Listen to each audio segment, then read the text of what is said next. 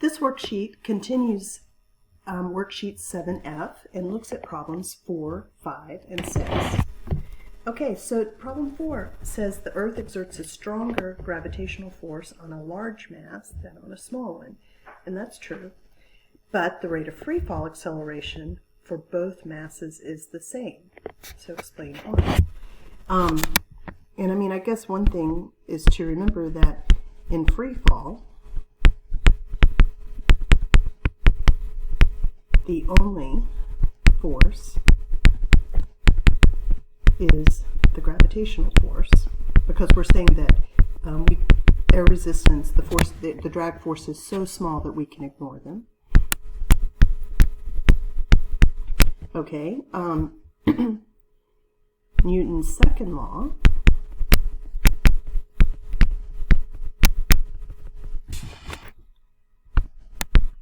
says that the acceleration equals the net force divided by the mass.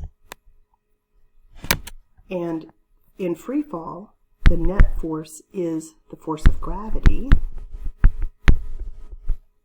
Oh, and the force of gravity is big G times the product of the masses divided by r squared.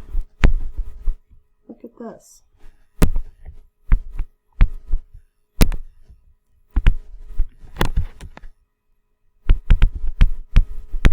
The acceleration does not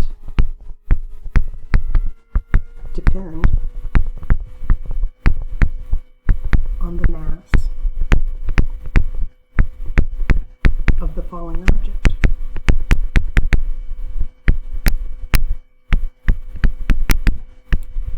Although a larger mass has a greater weight,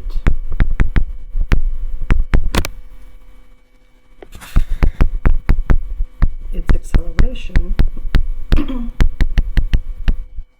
is that weight divided by its larger mass. So, regardless of how big the mass of the object is, we always get the same value for the acceleration due to gravity. Let's look at number 5. It says here, if the Earth were compressed so that the mass remains the same, but the distance around the equator is 1/2. So in other words, distance around the equator, that's the circumference.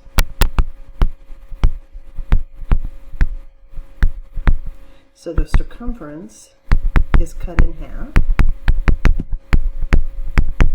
So let's see, what is the circumference of a sphere? It's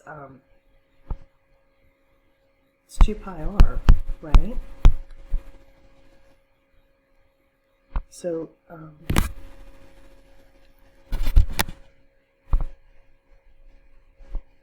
the 2 and the pi are constant. So the radius is cut in half if the circumference is cut in half, right? Okay, so then what would the acceleration due to gravity be at the surface of the Earth? So at the surface of the Earth, the r in the acceleration due to gravity formula is the radius of the Earth. And we just said that the radius is cut in half. So the acceleration due to gravity, g, is big G times the mass of the Earth divided by that r squared. So acceleration due to gravity is proportional to 1 over the radius squared. So if we cut the radius in half, 1 over 1/2 squared is 1 over 1/4 It's going to be 4 times as big. And so the new acceleration due to gravity would be 4 times 9.8, which would be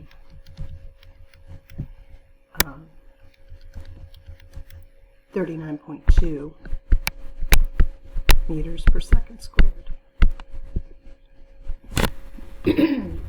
Okay. And then let's look at number 6, where they're giving us the mass of the Earth and the Sun and the distance between them, and says, what's the gravitational force that the Earth exerts on the Sun? Don't let that confuse you. I mean, it would be the same force that the Sun exerts on the Earth, right? The force of gravity on the Sun by the Earth is the same amount, just in the opposite direction, as the force of gravity on the Earth by the Sun. Okay, and the formula to calculate that force of gravity is universal gravitational constant times the product of the two masses divided by the distance between them squared. And I think we have everything here that we need. Here the big mass is the mass of the Sun.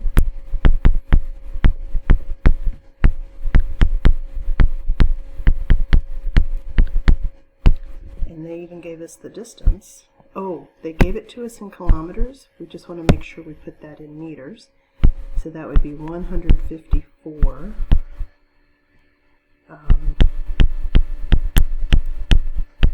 that number times 10 to the third. Let's see what we got.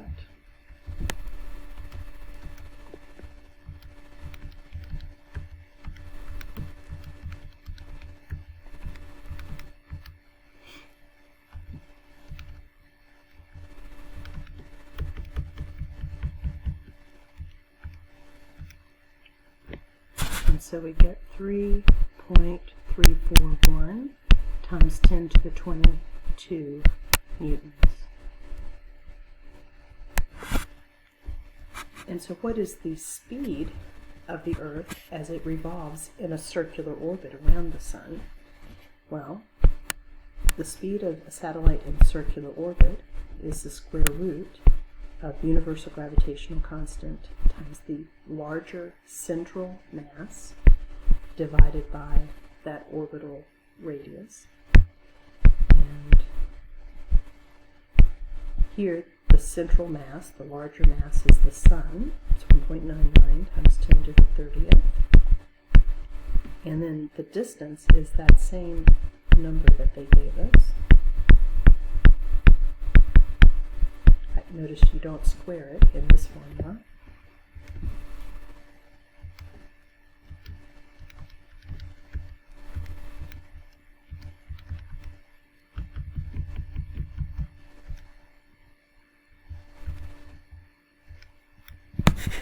And so I get 29,358.178 meters per second.